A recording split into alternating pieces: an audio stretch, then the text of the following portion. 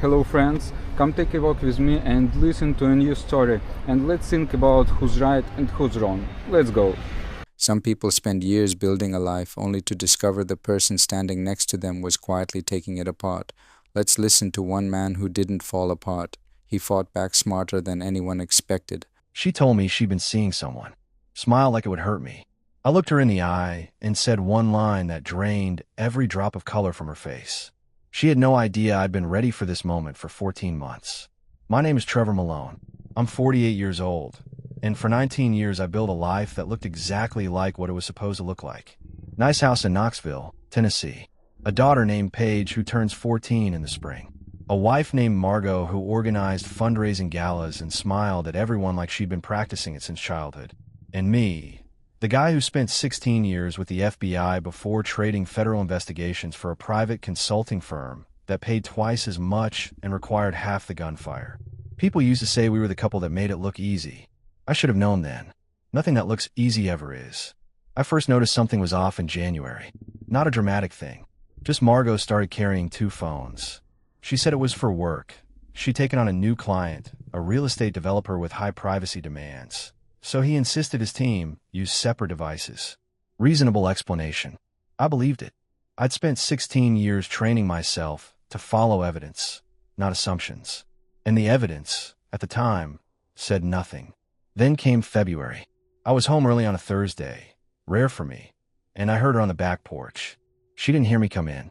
Her voice was low, careful, the way people talk when they think the walls have ears. I didn't catch words, just tone.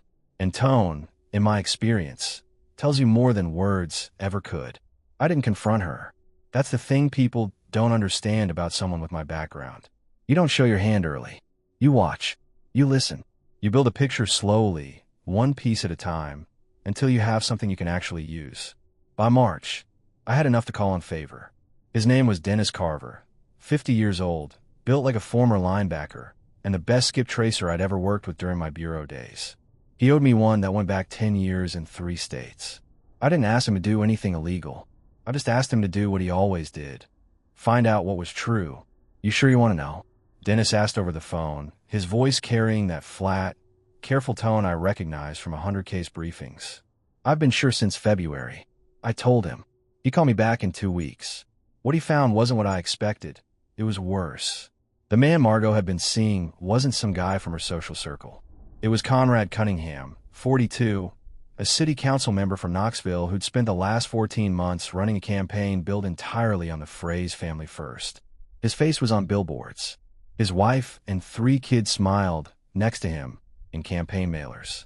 He coached Little League on Saturdays. The whole performance. Dennis sent me a folder. 12 pages. Dates, locations, a paper trail of small hotel charges spread across 4 months. 2 of the meetings happened on nights Margot told me she was working late at the gala venue. I sat with the folder for a long time that evening after Paige went to bed. I didn't throw anything. I didn't pace. I just sat at the kitchen table under the overhead light and read it twice, the way I used to read case files, looking for gaps, inconsistencies, anything that might change the interpretation. There were none. What I felt wasn't rage exactly. It was something colder. The sensation of understanding something completely for the first time after a long period of deliberate confusion, like fog lifting off a crime scene. I closed the folder. I poured a glass of water. I sat there until the clock above the stove read 11:43. Then I opened my laptop and started making my own notes. Because if Margot thought she was dealing with a man who would fall apart, cry, beg, or explode, she had spent 19 years not paying attention. I wasn't that man. I'd spent 16 years finding people who thought they'd cover their tracks. Now it was personal. The thing about financial fraud is that it always leaves footprints. People think they're being clever, routing money through vague descriptions, spreading transfers over months, using language that sounds legitimate on the surface. But numbers are honest. Numbers don't have the emotional intelligence to cover for you. I spent 15 years in the Bureau working financial crimes before I moved into counterintelligence. I knew exactly what I was looking at when I finally pulled our joint account records going back 18 months. It took me one evening and a yellow legal pad. The transfers started small, $600 to something listed as Meridian Event Consulting, $850 to CRC Creative Services, $1,100 to a vendor called Pinnacle Strategy Group. None of those companies appeared anywhere in Margot's official gala documentation. I cross-referenced every entry against her event budgets, which she kept in a shared household folder on her home network. No matches. Every one of those payments was a ghost. By the time I reached the bottom of the spreadsheet I'd built, the total came to $194,000. 14 months. 43 separate transactions, each one small enough to avoid triggering an automatic bank alert, spread wide enough to look like ordinary business expenses if you weren't paying close attention. I was paying very close attention. I called Dennis the next morning from my car in the parking garage at work, engine off, door closed. The money trail leads to Cunningham, I told him, keeping my voice flat. Indirectly, but's there. She's been feeding him. Dennis was quiet for a moment. How much? North of 190. He exhaled slowly. Not surprised, just calculating. You want me to dig into his financials? I wanted to find out if he's as clean as his campaign posters. I replied.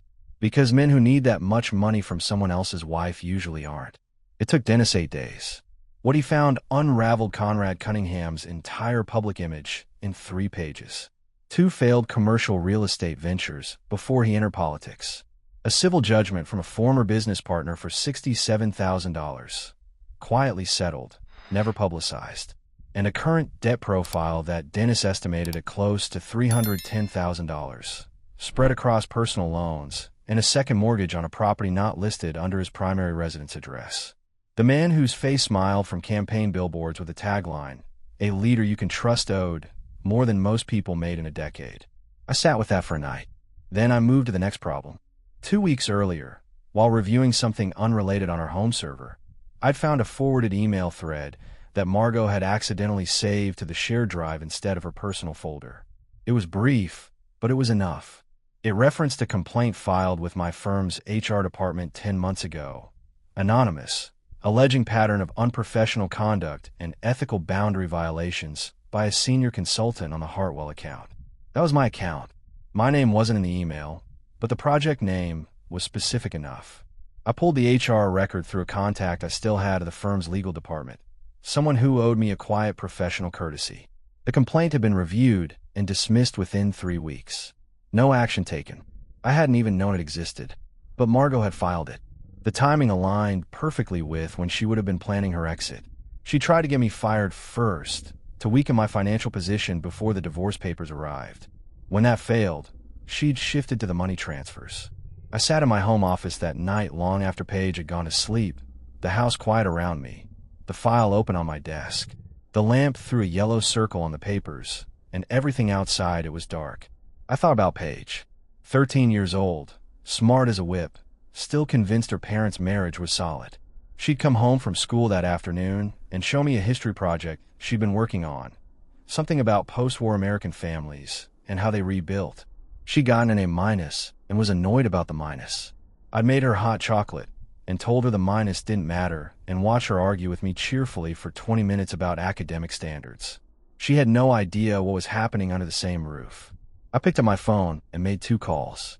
The first was to a family law attorney named Patricia Holt, whom a trusted colleague had recommended 6 months ago for reasons I hadn't understood at the time. I left a message requesting an urgent consultation. The second call was to my personal accountant. I told him I needed to move certain assets into a protected structure, legal, clean, properly documented, and that I needed it done before the end of the month. He asked if everything was all right. Everything's fine, I told him. I'm just planning ahead. That was true, in its way. I wasn't acting from anger. Anger is loud and imprecise, and it gives the other side information. What I felt was something quieter and more durable, the settled certainty of a man who has finished gathering evidence and is now deciding what to do with it. Conrad Cunningham had 3 weeks until his primary vote. I had a folder that would end his career in an afternoon. And Margot had no idea that the man she'd spent 14 months trying to quietly dismantle had spent the last 2 months building a case that would outlast anything she could throw at him. She thought she knew who I was. She was about to find out she'd never looked closely enough. There's a particular kind of cold that sets in when you realize someone tried to burn your life down quietly from the inside and nearly got away with it. I'm not a man who rattles easily. 16 years in federal investigations will do that. You learn to compartmentalize, to keep your face neutral while your mind runs hard in the background. But the morning I confirmed what Margot had done to my career, I sat in my car for 11 minutes in the parking garage before I trusted myself to walk into the office. She had filed the complaint in April of the previous year. I verified it through Linda Marsh, an HR administrator I'd known for 6 years. Not a friend exactly, but someone who understood professional discretion. She pulled the record on a quiet Tuesday and told me it had been reviewed and dismissed. Anonymous filing. Allegations of conduct inconsistent with firm standards on the Hartwell account. Vague enough to be nearly impossible to disprove. Specific enough to make someone look twice. It hadn't gone anywhere. But that wasn't really the point, was it? The point was that my wife had tried to have me fired. Systematically, anonymously, without leaving fingerprints, 11 months before she thought I knew anything. She was preparing the battlefield long before the first shot. I added it to my folder.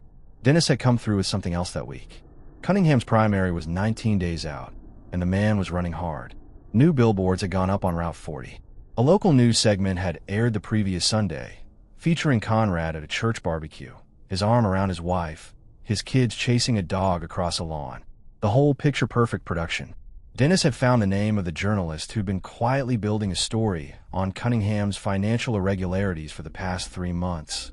A woman named Karen Holt at the Knoxville Examiner. She hadn't published yet because she was still short of documentation. I wasn't short of documentation. I called Patricia Holt, my attorney, no relation to the journalist, that Wednesday. She reviewed everything I'd compiled and told me plainly. The financial transfers were recoverable in divorce proceedings. The anonymous HR complaint was admissible as evidence of premeditation, and my asset restructuring was already legally clean. You've done this before, she observed, not as a compliment exactly, more as a statement of fact. Different context, I replied. Same principles. That evening I came home to find Paige at the kitchen table, working through a geometry problem and frowning at her notebook like it had personally offended her. Margot was upstairs. I could hear her moving around, the soft click of closet doors, the particular rhythm of someone who thinks they're alone. I helped Paige with the geometry. We worked through 3 problems together, and she got all of them right on her own once I talked her through the first step. She was sharp like that. Needed someone to unlock the door, then she ran through it herself. Dad, she said at one point, not looking up from her notebook, is everything okay? Between you and Mom. I kept my expression steady. Why do you ask? She shrugged, pencil still moving. She's been weird. Quiet weird, not mad weird. Like she's waiting for something. I looked at my daughter for a moment. 13 years old, and she'd already learned to read the temperature of a room. Everything's fine, I told her quietly. I'm handling it. She looked up then, met my eyes, and gave me a small nod, the kind that said she didn't entirely believe me but trusted me enough to let it go. That was enough to carry. After she went to bed, I sat at my desk and made one final move for the night.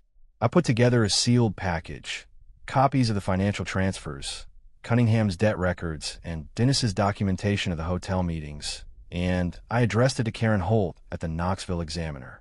I didn't include a note. I didn't need to. The document spoke clearly enough. I didn't mail it yet. I held it in my hand for a moment. This small, ordinary-looking envelope that contained the end of a political career and the unraveling of a very carefully maintained lie. Then I sat on the corner of my desk.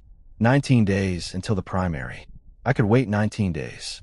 The confrontation I'd been building toward arrived on a Wednesday evening in a way I hadn't entirely planned, which told me Margot was more rattled than she was letting on. I came home at 7 to find her standing in the kitchen with her second phone face down on the counter and a glass of wine she hadn't touched. She'd clearly been waiting. The formal posture, the deliberate stillness. She was staging herself, the way she did before every gala speech. "We should talk," she announced. I set my keys on the hook by the door and walked to the refrigerator for a bottle of water. I took my time. "All right." She waited until I turned around, then said it like she was testing the weight of a weapon. "I had dinner with someone last night. Someone I've been seeing." She watched my face for the reaction she expected. The wound. The collapse. The moment a lesser man hands over all his leverage in one unguarded second. I looked at her. Then I took a slow drink of water and set the bottle on the counter. "I know," I said. "I know about Conrad. I know about the transfers. I know about the HR complaint you filed in April." I kept my voice even, almost gentle. "And so does my attorney." The color left her face so completely it was almost clinical. She tried to recover. Her mouth opened, closed. "You don't understand what. You spent 14 months trying to take apart everything I built." I cut in, still quiet, still steady. "While I was coaching Paige's school projects, running this house, and trusting you completely. And the one line I want you to sit with tonight, the one I want you to really think about before you say another word, is this." I leaned forward slightly. "I have everything. All of it. And you have 19 days before Conrad Cunningham's primary." She spent 14 months carefully dismantling this man's life, and in 60 seconds he dismantled everything she thought she had. I'm sorry, but I have zero sympathy for her. Zero. She stood very still. "What does that mean?" she asked, her voice dropping to almost nothing. "It means," I replied, picking up my water bottle and walking toward the hallway, "that the next move is yours. Choose carefully." I left her standing there in the kitchen with her untouched wine and the quiet understanding that the man she thought she'd been managing for 14 months had been 3 steps ahead the entire time. She didn't come upstairs for a long time. I could hear her pacing below, the soft back and forth of someone whose strategy had just collapsed under them. I sat on the edge of the bed in the dark and listened to it. Not with satisfaction. Not exactly. More with the exhausted, hollow certainty of a man who had just confirmed the last thing he'd hoped wouldn't be true, and who knew now, without any remaining doubt, exactly what came next. I didn't plan for Paige to find out the way she did. If I'm being honest, I've been telling myself I had more time, that I could control the order in which things unraveled, keep my daughter insulated from the worst of it until the legal picture was clearer. That was the plan. It was a reasonable plan. Paige dismantled it on a Thursday afternoon with her mother's iPad. I was in my home office reviewing documents when she appeared in the doorway. She wasn't crying. That was the first thing I noticed. She was standing very still, the way she stood when she was working through a geometry problem, processing, not reacting. The iPad was in her hand, screen dark. "Dad," she said, "I need to show you something." I knew from her voice before she said another word. She'd been looking up a recipe, something for a school project on regional cooking, and had picked up Margot's iPad from the kitchen counter by mistake. They had identical cases.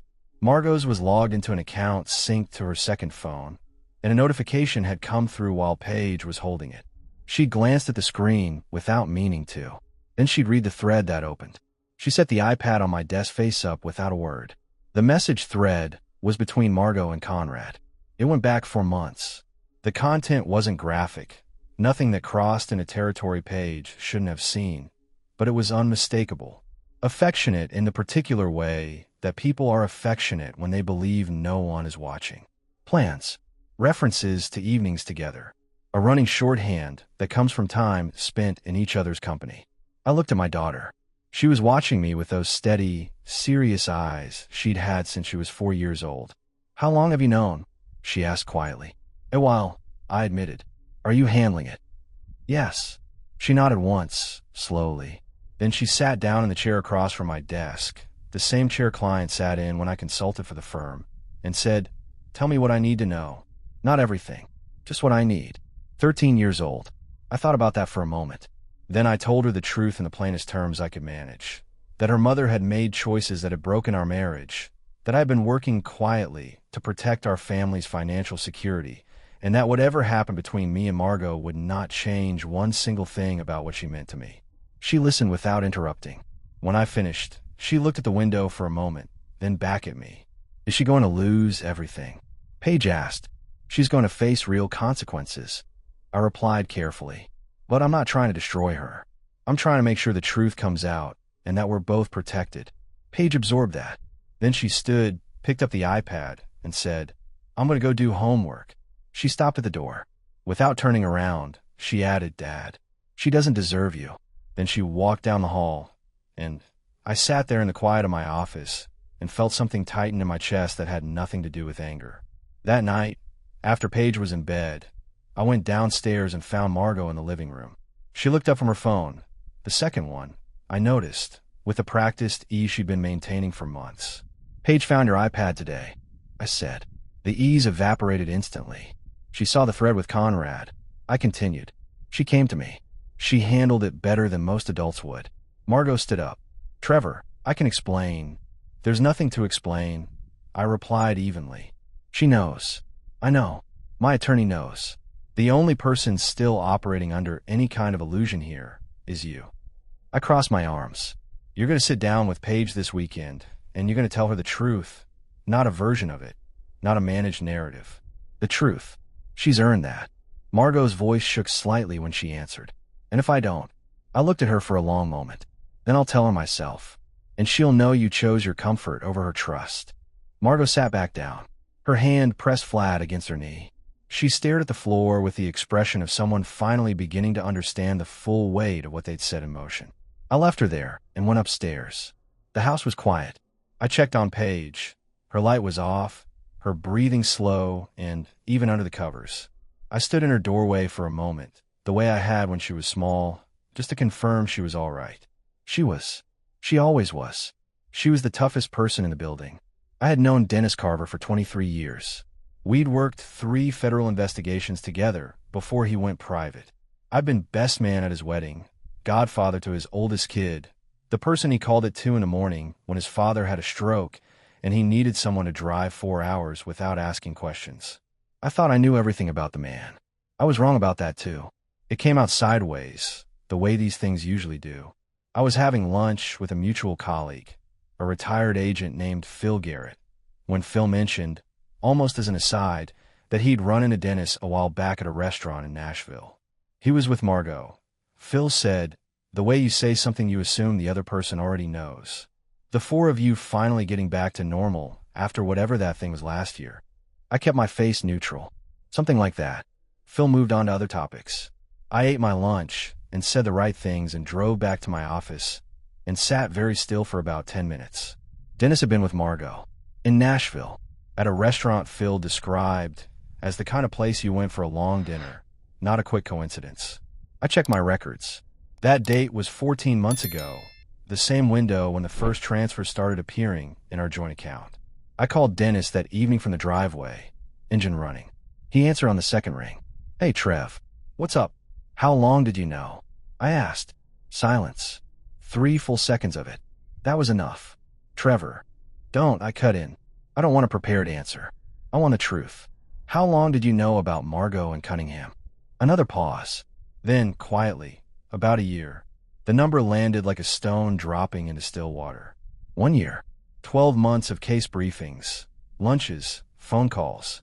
12 months of looking me in the eye.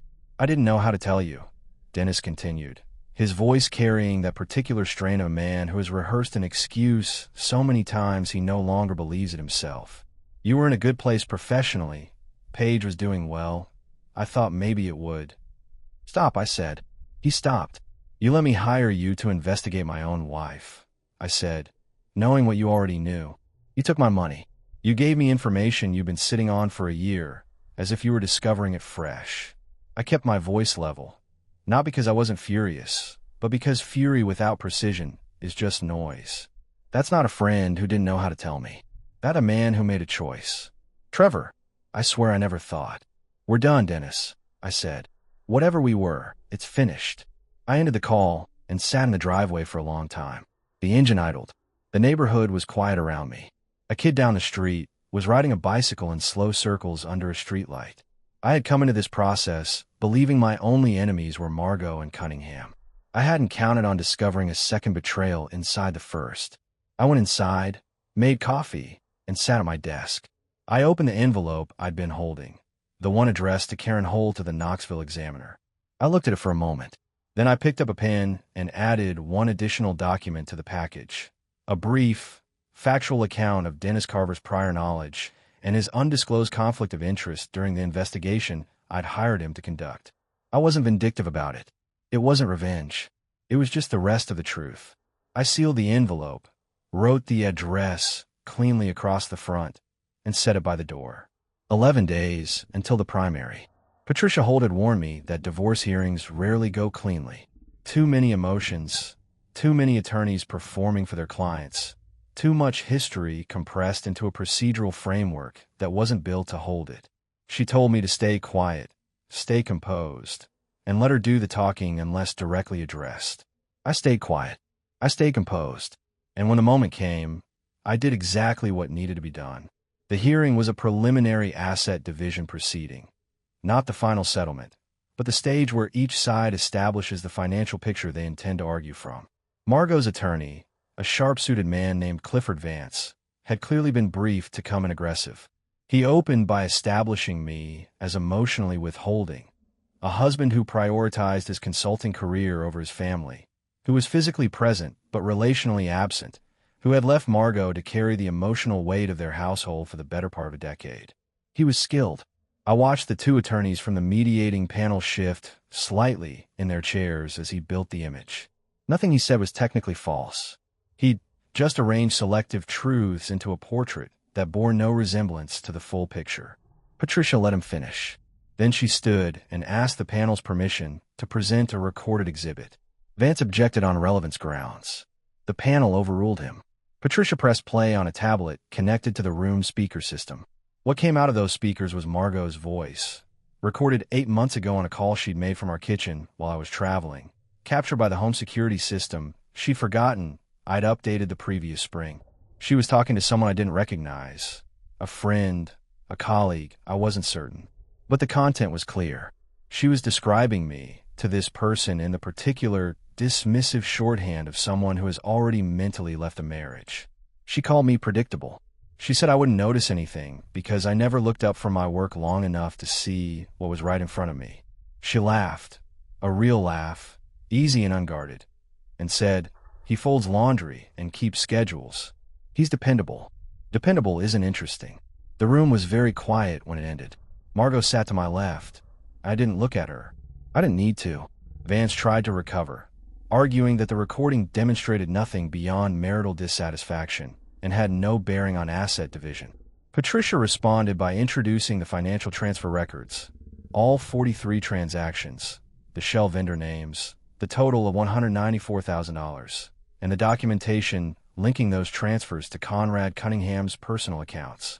One of the panel members leaned forward and asked Vance directly whether his client disputed the transfer records. Vance requested a brief recess. We took a 15-minute break. I stood by the window in the hallway and drank bad coffee from a paper cup and watched the parking lot below. Patricia came to stand beside me after a few minutes. "He's going to recommend she settle," she said quietly. "The recording plus the transfers. He can't build a sympathetic portrait over that foundation." "Good," I replied. "The asset protection you did in March is holding clean," she added. "The structure is solid. Whatever she gets in settlement, it won't touch the protected accounts."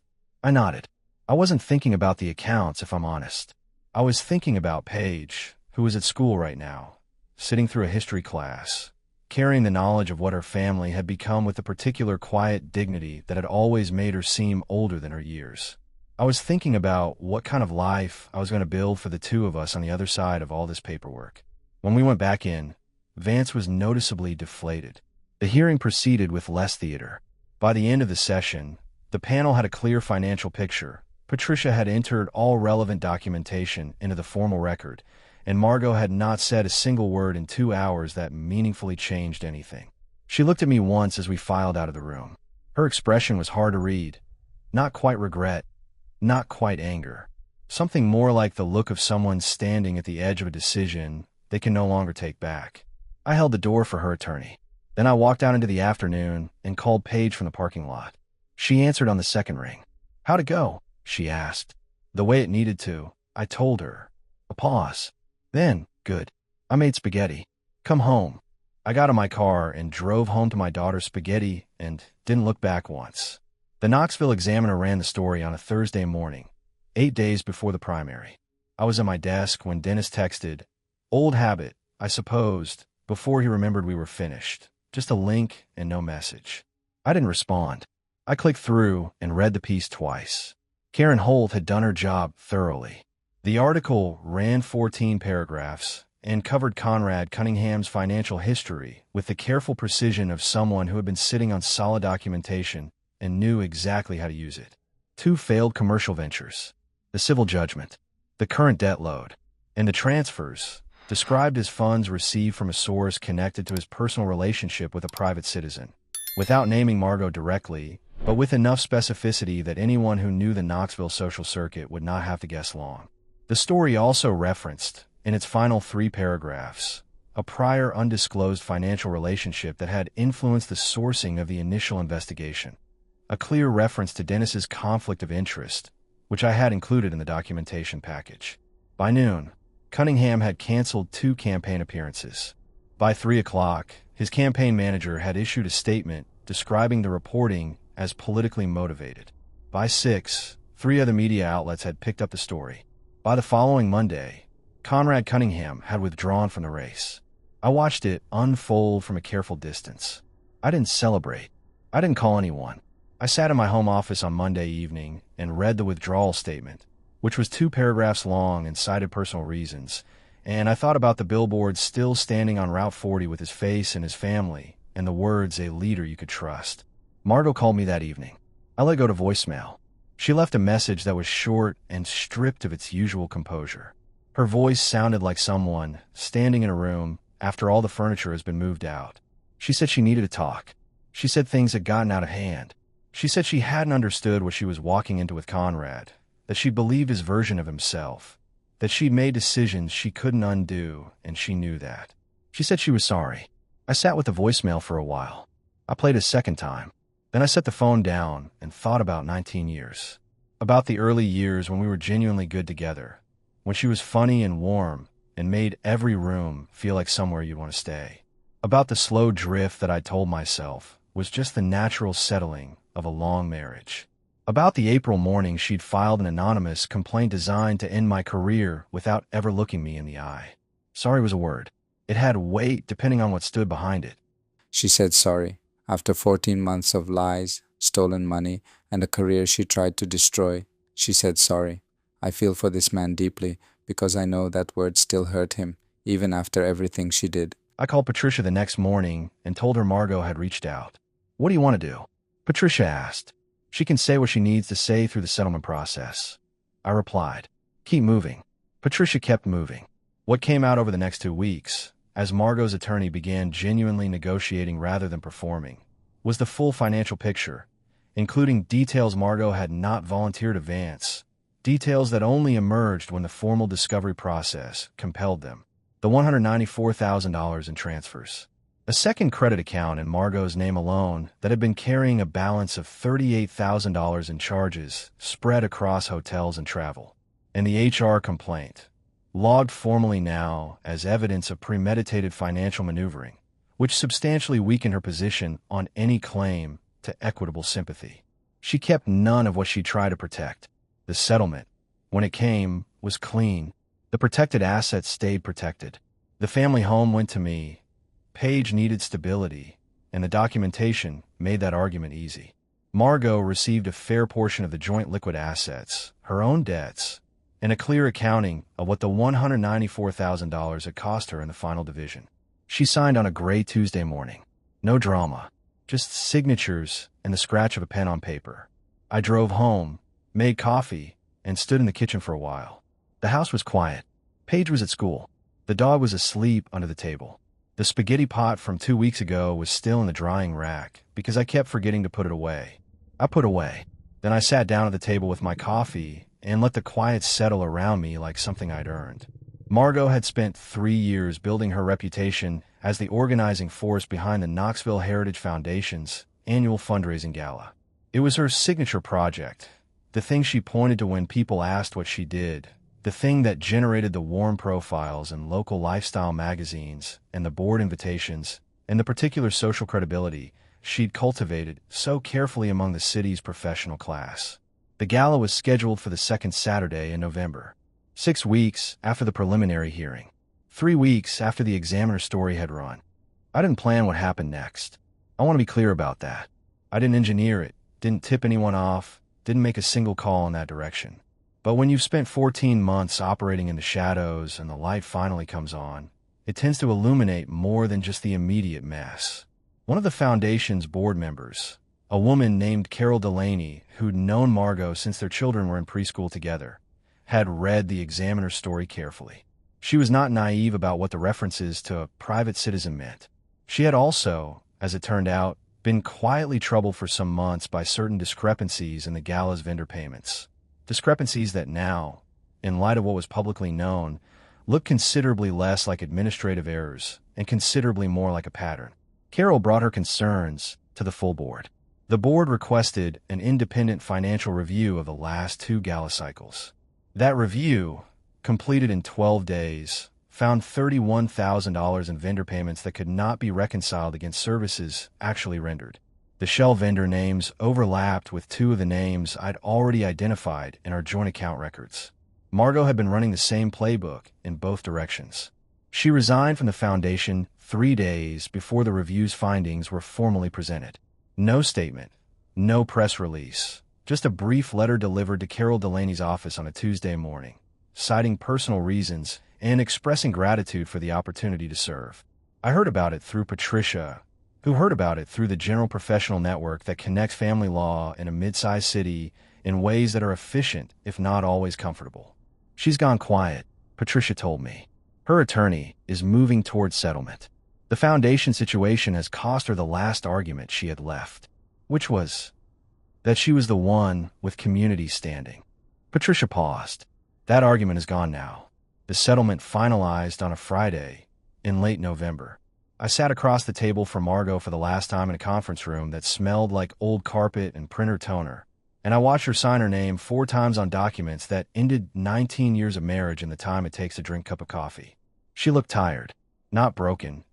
Margot was not the kind of woman who broke, but genuinely tired, the way people look when they've been carrying a performance for too long and finally set it down. When it was done, the attorney stepped out to process the paperwork. We were alone in the room for about 90 seconds. Neither of us spoke for most of it. Then Margot said, without looking at me, "I really did love you. At the beginning, I thought about that for a moment." "I know," I said. "I loved you too. I just stopped," she paused. "I stopped thinking about what I was throwing away." I nodded once. I didn't offer forgiveness, and I didn't offer contempt. Those were both performances, and we'd had enough of those. I stood, buttoned my jacket, and picked up my briefcase. "Take care of yourself, Margot," I said, and I meant it in the plain and limited way you mean something like that. Not warmly, not coldly, just honestly. I walked out of the room and down the hall and through the glass doors into a November afternoon that was cold and clear and smelled like fallen leaves and would smoke from somewhere down the block. I stood on the sidewalk for a moment, just breathing. No phone calls, no next steps, no documentation to review. Just air. I called Paige from the parking lot. She answered on the first ring. "It's done," I told her. A pause. Then, "Come get me. I want to drive somewhere and get terrible fast food and not talk about any of it for 2 hours." I laughed. An actual, real laugh. The first one in a long time that came from somewhere unguarded at S. "Give me 20 minutes, I said. 8 months is a long time when you're rebuilding from the ground up, and not nearly long enough when you're still finding evidence of what you lost in unexpected places. A shared calendar notification that never got deleted, a Christmas ornament with both names on it, a note in Margot's handwriting tucked in a kitchen drawer about a dinner reservation from 2 years ago that never happened. You deal with each one and keep moving. Paige was the constant. She had settled into our new configuration, just the 2 of us in the house, Margot in an apartment across town, with the practical resilience she'd always had. She went to school, kept her grades, argued with me about reasonable things, and occasionally looked at me across the dinner table with an expression that was half her mother's precision and half something that was entirely her own. She'd started a journal. She didn't show it to me, and I didn't ask to see it. Some things a person works through privately, and the best you can do is make sure the house around them is steady. My consulting work had picked up in the spring.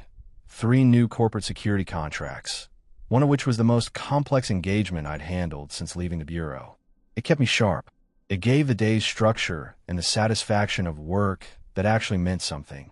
In April, Paige had a school history presentation, a research project on investigative journalism in America. She chose Karen Holt's Examiner piece on Conrad Cunningham as one of her primary sources. She didn't tell me until after she'd received her grade, a solid A, with a teacher's note that said her analysis of how documentation shapes public accountability was unusually mature for her grade level. She showed me the graded paper at dinner and said nothing, just slid it across the table and watched me read it. I looked up at her. "Good research," I said. She smiled, quick, satisfied, entirely Paige. I learned from someone. Cunningham had not returned to public life. His wife had filed for divorce 4 months after the Examiner story ran. He was reportedly working in private commercial real estate, a quieter life, appropriately sized to what he'd actually earned. The billboards came down. The campaign mailers went into recycling bins. Knoxville moved on. Dennis Carver had reached out twice, once by text, once by voicemail. I hadn't responded. Some bridges, once you've examined what they were actually built on, aren't worth the materials to repair. In May, I was at a school fundraiser, the spring auction, the kind of event I'd always attended alone while Margot worked the rooms separately, when I found myself standing next to a woman named Claire Whitaker. She was a pediatric occupational therapist, there because her nephew was in Paige's grade. She had an easy, unhurried way of talking that reminded me, oddly, of the way good investigators ask questions, genuinely curious, not performing interest. We talked for 45 minutes without either of us noticing the time passing. I didn't ask for her number. Neither did she. But as the auction was wrapping up, she said, "There's a pretty decent farmer's market on Saturday mornings over on Market Square, in case you ever find yourself with nothing better to do." I told her I'd heard the coffee stand there was worth the trip. She smiled and said, "It is." I didn't go that Saturday, but the one after I did. And she was there, looking at heirloom tomatoes with the same focused attention she probably brought to everything. And when she saw me, she just said, "Coffee stands to the left," and kept moving, and I followed. And it was easy in the way that things are easy when you're not trying to make them into something they aren't yet. Nothing was decided. Nothing was rushed. It was just two people on a Saturday morning with decent coffee and no particular agenda, which was exactly what it needed to be. I told Paige about it that evening. Matter-of-factly, no preamble. She looked at me over her soup, considered for a moment, and said, "What's she like?" "Straightforward," I replied. "Honest. Interested in things." Paige nodded slowly, the way she did when she was reserving judgment, but leaning toward approval. "Okay," she said. "That's a reasonable start." I agreed with her. It was, I thought, exactly the right kind of start. Measured, unhurried, built on what was actually there rather than what I wished were there. The way anything worth keeping ought to begin. The house was ours. The life was ours. And whatever came next would be built properly, from the foundation up, with no hollow spaces underneath. That was something I could work with. Trevor didn't scream, didn't beg, didn't lose himself. He did something harder. He stayed composed, stayed focused, and made sure the truth landed exactly where it needed to. That's not weakness. That's what real strength actually looks like. If this story hit close to home, or if you know someone who needed to hear it, share it. And thank you for being here with me today. I'll see you in the next one. Take care of yourselves.